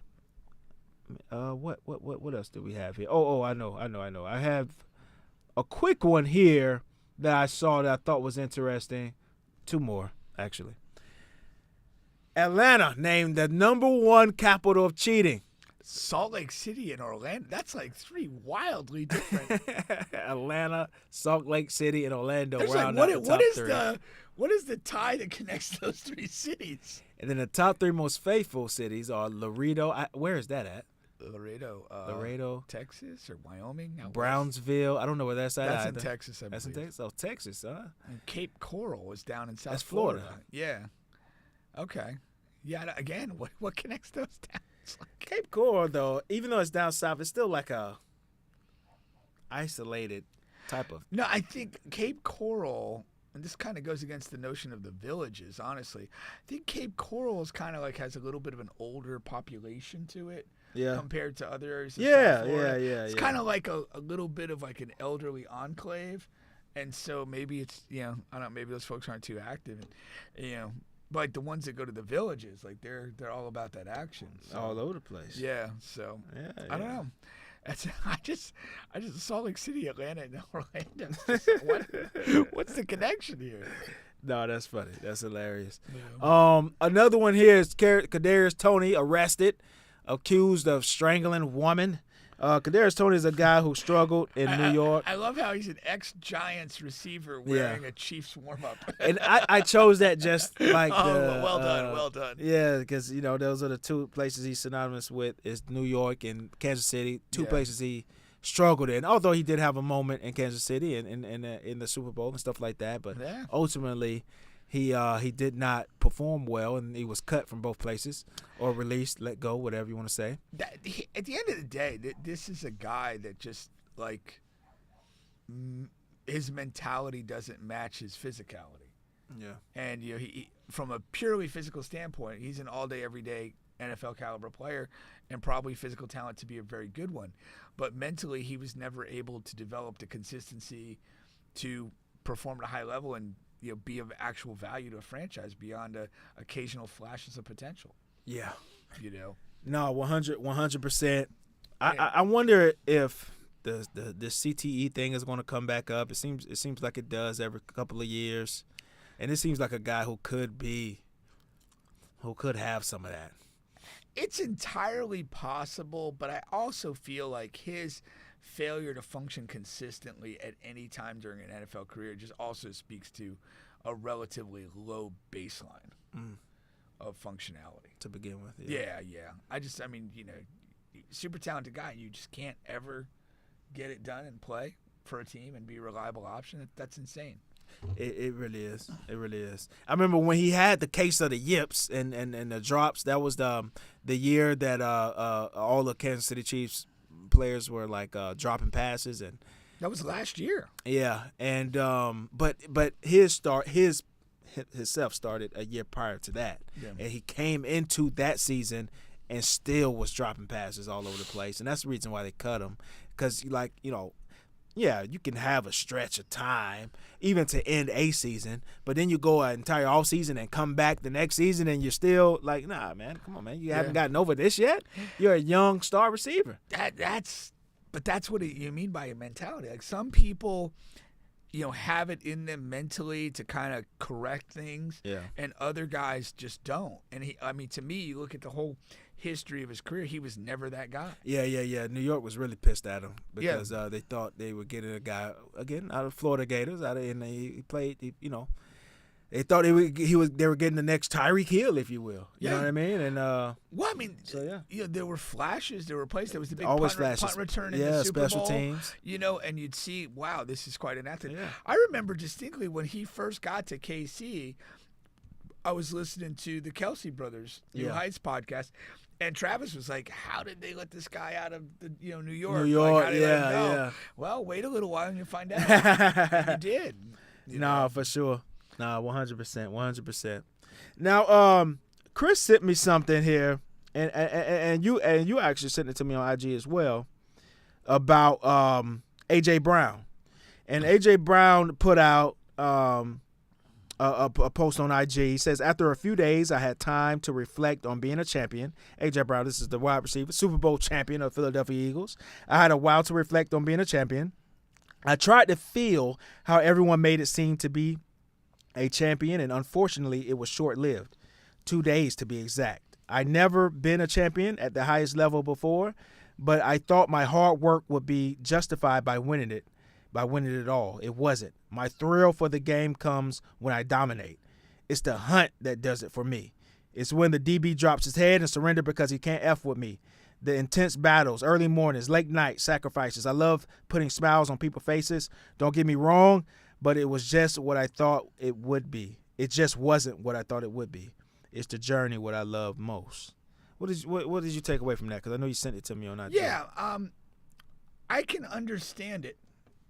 If you really like the playing, if you really like the work that goes into the playing, and that's your joy, like that makes sense of what he's saying, and not necessarily the accomplishment of that. When you win a title, it's I don't know, it's a complicated emotion when you win a title. Part of it is there is a relief because you've been chasing this thing all season or maybe, for your whole life. And you're close enough. That's the thing. By the time you get to a Super Bowl, a World Cup final, something like that, like you've been on this insane focus grind. And it's like when you go through these things, like everybody is gone. Like, you started the year with 32 teams. You get to the playoffs, there's, 12 or whatever the number is. And then when you get to that final game, there's 2 teams on the planet playing football right then. Everybody else, 30 other teams and all their people are gone. They've been gone for weeks, and you're still playing. Right. And there's a focus and an intensity to that experience and the emotions of the game that when you get through that and you accomplish the objective, there is like a release of all that kind of pent-up focus and emotion and everything else. There's also like a wave of satisfaction. Like I've met a goal. I set out to do something. And then there's a level of kind of shared accomplishment and shared joy that, you may feel a certain way about winning. Maybe you've won before. Maybe you haven't. But, you're looking at your teammates or your family members or your family of your teammates, and you're seeing some of their reactions. And you're kind of responding and reacting to that. Like maybe there's a guy that's always super stoic and always poised, and you're in the locker room and he's just crying for joy. And you're just like, damn, we did this shit. But it is temporary because how long can you stay in that mental state? At the end of the day, you pack up out of the hotel, you go back to your home or your vacation or whatever, and that's over. It doesn't stay at an emotional level forever. The emotion has to move on to the next thing. I mean, maybe you get back home and, Maybe your house got robbed. Maybe, like, whatever. You come back and you're having a fight with your significant other, and you don't feel too much like a champion right there. But like, life intrudes on your thoughts. Yeah. And then as you're kind of processing that backside, it's kind of like, whoa, what do I really like? I mean, I did everything like a kid grows up wanting to do, get to the league, play well, get to the Super Bowl, win it. And it's like, what does it mean? Nobody tells you. I don't think anybody can tell you because your journey to that spot is completely unique to yourself. Yeah. And then, you have to, the emotion fades, and then it's kind of like, okay, that was temporary. It doesn't last forever. And all right, I got to get back to my life. I got to get back to training. I maybe got some other responsibilities you got to look into because you've been neglecting them for the playoff run and those sort of things. That's very real. Like, life intrudes on that emotional moment, and you have to move on from it. Yeah. But again, when you have those type of moments in your life, it will lead you to reflection. And that's what I felt when he's reading that, because he's like, well, what do I like out of this? This was a cool feeling, but I kind of like, once you're in the locker room and what you've done is done, you're just there in an emotional moment. Like, that may not match to me when I actually make a play. The sensation, or just the thing, like, one of the things I always loved about winning is when you're in like a playoff or elimination setting, when you go down that handshake line after the game and you've beaten somebody and you've ended their time. Like, I love that shit. I love that shit. Yeah. And, but it's like, it's a temporary thing, but like, I will take that all day. Like, just that feeling, if I could replicate that, but again, you do that and then it doesn't last for you. You move on, Yeah. Now, there is a level, and I genuinely believe this, and it's not going to be in the moment that he's in, but there's a level where not that same emotion of winning the title, but the experience of winning it will come back to you. And I mean, like, you could be in next year's playoffs. It's kind of something the Chiefs had kind of lived with and lived on. It's like, when you've gotten to a championship level, like, deep down, you can get there. I know the way. I know what it took. And that's something you can draw on in difficult moments moving forward. I definitely feel that was the thing. Now, didn't win a Super Bowl, but like, when I was at Winter Park, it was we started to have success in summer team camps. And we'd actually, when I was at Trinity Prep, the dynamic was we would go to these team camps, we'd play a handful of games. Usually there's like a tournament the last day, and we might win a game, we might not, and we go home. And you literally don't even know what it's like to win the whole thing or to be there. And then we're at Winter Park, we kind of got going, and then you get to these things and you're like, you get to the last day, it's like, well, hey, we can win this. And you start going through the rounds, and then you're like, yeah, we're going to win this, and then you do it. And then the next tournament you go to, it's like, yeah, why can't we win it? Because you've been there, you've done that. And there is a value to that. And you can know when something's off. Like, you can feel when you've won titles, you can feel when your team just doesn't have the same dynamic. Yeah. And you're in trouble. But like, but other times it's like, no, this feels like it should. Like, we can get this done. For sure. But I thought it was insightful. And initially when you read it, it's kind of, maybe, I don't know. The first time I read it, it kind of felt a little sad. It's like, oh, well, what is he having a mental health breakdown? And then when you read through, it's like, no, it's just an emotional process that you go through. The satisfaction of winning, the temporal nature of that, and then you kind of dig and find, it's like, well, yeah, what do I really love about doing this? And it's not sitting here champagne soaked with a cigar. It's actually like being unguardable on the field and having a guy so frustrated he don't even want to line up against me. No, 100%. I feel the same way. That's a good breakdown. Now, post Super Bowl, do your thoughts and feelings change on Jalen Hurts at all? No.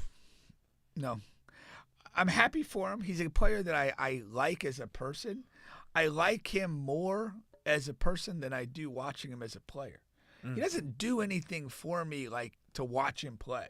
Like, and we've kind of talked about that. Like, I'm at a stage of life where it's like, I really am drawn to like watching people that I think are really exceptional. Like, I want to see that guy before I pass away. He's not in that category. But I respect his journey. I respect him as a person, and I think that that's why he has the success he's had.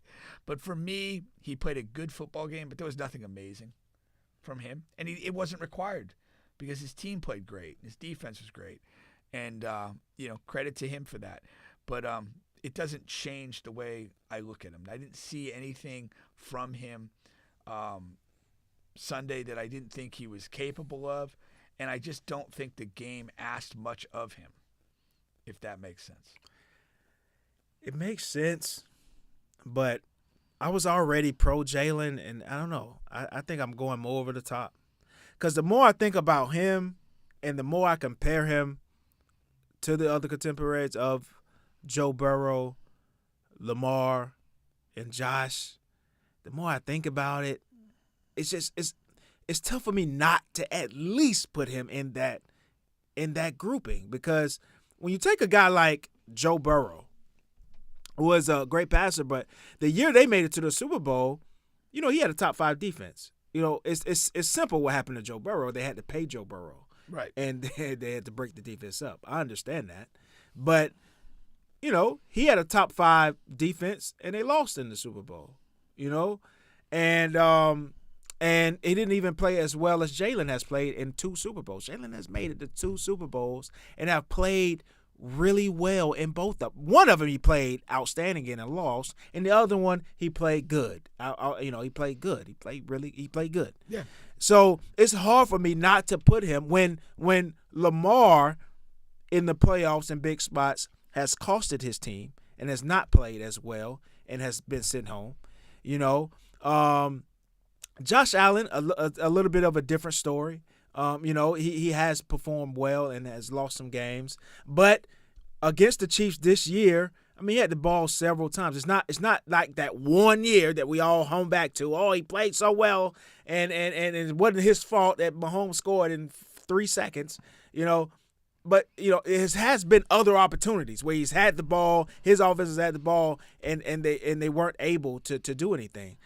And that just hasn't happened to Jalen Hurts as much as it has happened to these other guys. There has to be something to be said about that. And I'm leaning more towards that. I just am. I just am. Yeah. I understand why you're doing that, and because Joe Burrow is not something we've never seen before. It's not like he has some rocket arm. Josh Allen has a rocket arm. Like somebody says, yeah, man, Josh Allen can really throw from one side of the field to the other, and I love to see that. I buy that because he can. Yeah. Joe Burrow is not like the most accurate, the strongest arm. He's not super fast. He's not like the most intelligent guy.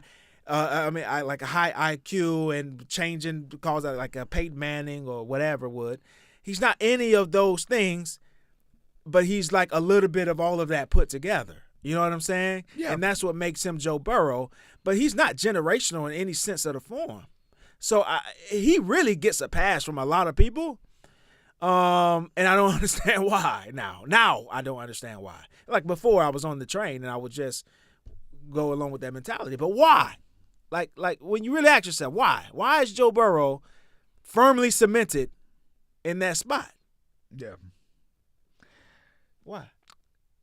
The early career Super Bowl run, the success at LSU is also a part of who he is. But Jalen had success in college. Not at the same level. Jalen had an early Super Bowl run. The man threw 60 touchdowns in the college season. That was insane. Like, that's literally insane. Yeah, but college quarterbacks don't come into the NFL. But what I'm saying, like hold it.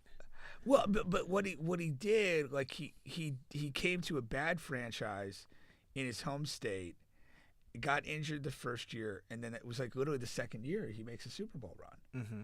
And they win the close games. He does his things. He was injured again this year with a shit defense. He put up a really statistically amazing season. Again, you can look at it and you can say, well, I don't accept that as being elite, and I get the argument. Yeah, he missed the playoffs. Yeah, I agree. And had a lot of turnovers. And even with his statistical, it wasn't a better statistical season than Josh or Lamar, and he still had a good amount of turnovers. And those turnovers was the reason why, part of the reason why they lost those games and didn't make the playoffs. Like, I don't know. That's me after the Super Bowl. I admit that all the way up until the Super Bowl, I was on par and on the boat of there are 4 guys and 4 guys only. Now I'm like, why is this guy a part of the 4 and this guy is not? I don't know why Joe Burrow is in and Jalen is out and can't get in. It should be the other way around. Jalen should be in the club. Jalen has all the credentials to be in this club. He has the right suit on. He's over 21. He's a nice-looking human being, and so the women say. He should be in this club. Joe Burrow is, Hey, I mean, for my part, there's just something. Joe Burrow doesn't even have a shirt on. Jeez Louise. It's like J.R. Smith. I don't know. There's just something like, I don't know. I'm not a huge Jalen Hurts fan of watching him play. And then it's not the Eli thing, because Eli has over the course of his entire career, you could probably make an argument it looks similar, but it doesn't. The two big Super Bowl runs, and then outside of that, he was a marginal quarterback, and that's the Eli thing. Is he a Hall of Famer because he had the 2 big Super Bowl runs, he beat Tom Brady and this and that, and then outside of that, he really was a marginal quarterback. But that's not really that. And with Eli, never all pro. Never an all pro. Only 2 to 3 Pro Bowls. And so Jalen doesn't have any all pros, and that's why I draw the comparison. He doesn't have any all pros. I'm not even sure if he's ever made the Pro Bowl. I'm not sure. If so, it's been limited amount of time since compared to being in the league. So, what do you draw that comparison? No, I wasn't to thinking an Eli? of Eli at all. No, I'm just saying. I don't. I mean, the way you're analyzing this, it really, I mean, at the end of the day, it makes evaluating quarterbacks, to me, extremely difficult. Yeah. Because when you, I mean, you're not wrong about what you say about Burrow. Okay. And to me, okay, Jalen's had some nice accomplishments, but I'm never impressed when I'm watching him, and I genuinely feel the game required almost nothing of him on Sunday night, and so okay, great, Josh Allen, I mean, he does have this sort of dynamic, singular talent. Yeah, he does. With the running and the throwing and all that. And Lamar, for his mistakes, and Lamar's a flawed. Lamar's dynamic, yeah. I mean, he's undeniably dynamic, but he's also somehow somewhat flawed with the mistakes he makes on the big stage. Yeah. You don't get terribly excited. I mean, I guess the parallel, Jalen Hurts, I almost think of Troy Aikman. He's a competent guy in what they ask him to do, and he's on a beautifully functioning machine. And he had some big moments for sure, but it's just not the same moments that other guys have had. Troy Aikman is tough. I mean, it's not. I mean, multiple Super Bowl winner. It's not the worst thing in the world. Never had a bad game in a Super Bowl. Yeah. There's nothing spectacular about watching Troy Aikman play at all. And for me, I feel the same way about Jalen Hurts. It's a little more bland. I mean, he runs the ball. Yeah. But his runs are not runs. Yeah. There's not they're just not. I mean, when he runs, he's kind of like a running back running, and not a particularly engaging running back. He's a very straight line guy. Yeah. I'm not I can't take away his accomplishments, and I'm not trying to. And when I think about Jalen Hurts, the biggest thing I think about is how bad he was at Alabama. And I have so much respect for the fact that he is what he is right now from what he was then. That's amazing to me, because I literally thought when he got benched in that game, and before he got benched in the first half, I'm literally telling myself, this motherfucker can't pass. The second he takes the center snap on a passing play, he aimlessly drifts to the right, and he throws a bad ball. Yeah. I mean, this guy is as shit could be. And somehow now we're talking about a guy with a Super Bowl title. Yeah. So, I mean, an amazing journey, an amazing accomplishment to do that. But as an all-out, genuine NFL star, I just don't feel it. Yeah. I hear you. We'll see, because, But the other side of this is like most people are on that side. A lot of people are still on that side of your line of thinking. Yeah, but again, like when you bring up the Joe Burrow thing, it's like, okay, and I was critical of Luka a couple years ago when he was, a top 3, 4, 5 player in the league and his team didn't make the playoffs. Like, to me, there's a world out there where if you're a top 5 guy, your team makes the playoffs if you play, a significant chunk of games. Yeah, that's just the way it is. Yeah. But he didn't do that. So there's all this stuff that's like evaluating. So you can drive yourself crazy with it. Again, because it's like, what are you looking at? What are you not looking at? And what does this performance like mean for Pat? Yeah. Like all the stuff starts to pour out here. Well, Tom Brady never lost a Super Bowl by more than 1 score, and you got manhandled, and you look bad, and you threw 2 critical picks. The legacy thing for Pat is like the GOAT thing is on hold. It's no active conversation to have. Yeah, that's what happens with Pat as far as legacy wise. But he's still like clearing away the best quarterback in the league right now. Yeah. And that's no matter how you look at it, talent-wise or accomplishments-wise or whatever. But, yeah, legacy-wise. But the beautiful thing about the legacy thing is that he's just now entering his prime anyhow. So it's a lot of football left to play. Yeah. And, who knows what he can do in those years that he has remaining.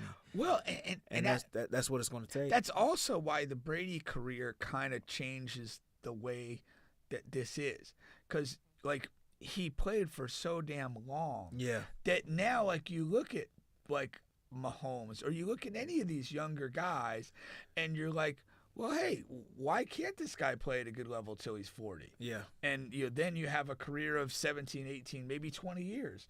And it's like that, like that's going to be the weird standard. Like, I don't know if Lamar can. Right. Lamar seems handicapped in that regard, unlikely to be able to play at a high level. But even Josh too. I don't think Josh could. Potentially, yeah. But the Brady career sits out there. Yeah. And it's this thing, and it's like, because again, let's just say something bizarre happens and Pat plays 13 seasons. Yeah. And whatever, maybe just has a breakdown and stops. Like any of the comparisons are going to be, well, Tom did this, Tom did, and like Tom was there for 20 freaking years. Like, you're gonna look like you fall short just on this longevity thing. Yeah. And so like you got a guy that he leads in Super Bowls, 1. He leads in all these major statistical categories, largely because of longevity. But that's now kind of this standard out there. Yeah. That you're trying to chase, and it becomes completely onerous. Yeah, it does. It does. And maybe it becomes maybe it does become a LeBron MJ thing. Yeah. And it just will be talked about every single year, every time Pat does something or fails to do something. For the rest of his career, maybe that's where it's going to be brought up. Yeah. And whether it's fair or not fair, fair is a place where they judge pigs. So I really don't know, because everybody else gets compared to their contemporaries. But LeBron and Pat, they'll always be compared to the truly greats, to the guys who are chase the other great. Yeah, and that's a testament. Like, like at some point you kind of annihilate your contemporaries. Yeah, if you're that guy, and then the only discussion is like the overall stuff. I mean, you go to like Tiger Woods in golf. Like once he started, proving he was the best guy around, it became like chasing the Jack Nicklaus Majors record. Yeah. And that was how his nobody was worried about him and Phil Mickelson or David Duval or any of these other shitbags. That was it. So I mean, it's an honor that that's where your career is. That's the only viable comparison. Yeah. No, I liked it too. I mean, I agree with that as well. The Tiger Jack was definitely a good parallel to grasp there, because that's just the truth. Yeah. That's what it came down to. What about in soccer? Okay, I mean, so you had Pele was the original guy. Okay, that was just kind of like up there and nobody touched him. Maradona became the next guy. And then you kind of had Messi and Ronaldo. And what those two guys did redefined everything because of the same thing we talked about Tom Brady, the longevity of it. Like, these guys have played at such a high level for so long. And I know they're both in second-tier leagues right now. I don't want to cut you off. Yeah. I don't want to cut you off, man. I really hate to do so, but we're getting off here shortly. And I have to get this off my chest. What is it? This is burning. This is a burning matter. Like a venereal disease? It's a burning matter. And, shout out to Chris, man. I told myself I wasn't going to even pay attention to this game tonight. The 76ers play Brooklyn. Listen, I've been telling you a whole year. I was like, hey, man, it's like, Paul George has been okay. He hasn't been the reason. And do you know the main reason for me saying that? Why? Because at some point I want to stop complaining and having somebody to fucking a target on the Philadelphia 76ers as a reason why we suck. It's always one person and a coach, and I always you want to get go crazy. Away from that. I want to get away from that because that's not even like it shouldn't even be a thing. That's who you are, though. It's not who I am, and I didn't start this season off like that. You know that. I've said it 1,000 times. I've said it this whole season. I've going out of my way, but now it's getting so hard not to do that. So Paul George comes out yesterday, right? And after the game, we had a bad game, and Paul George has not performed well in the season. At the very best, he's been okay, but that's not even the thing now. So he says that he's trying to figure out how to play with Embiid. It's hard to play with Embiid. And that's the reason for his struggles. And that is such a fucking, that's just cap. Because, first of all, Embiid hasn't even played that much this year. He's missed enough games that you... So you can't blame your poor play on not being able to figure out how to play with Embiid. But is there a statistical breakdown where, like, his numbers without Embiid are a lot better, a lot more efficient than his numbers with? Well, here goes a case in point tonight. Embiid didn't play tonight. But you trot out here with 2 points, 1 for 7, 0 for 5. That's not going to cut it when you're making $60 fucking million a year and a supermax player. That's not going to cut it. That doesn't cut it at 24-hour fitness. That's just not going to cut on a random Tuesday. And you didn't play against Boston Celtics or the fucking Lakers or Nuggets. You played against the Brooklyn Nets, a team that is actively tanking. What like they're sold off all of their parts. Was there foul trouble involved? No foul trouble involved. Oh God. He had 2 fouls on the night. Did they Played lose? 36 minutes. They lost? They lost, of course. Your Supermax player comes out with 2 points. You can't win with that. But nobody else had it really rolling where they dropped a big number? Yeah. Who did? Kelly Oubre had 30. Quentin Grimes, who we just got yesterday, it feels like, from the Dallas Mavericks a day or two ago, a reserve guard, scored 30. There is no excuse. 2 guys at 30 plus. Yes. That's kind of the excuse, though. That's not a fucking excuse, Yes, man. it is. You're 1 for 7, 0 for 5, and you lost. You have to insert yourself. Not when 2 guys are running up 30 points each. No, because those guys are not going to. Those guys are not. Okay.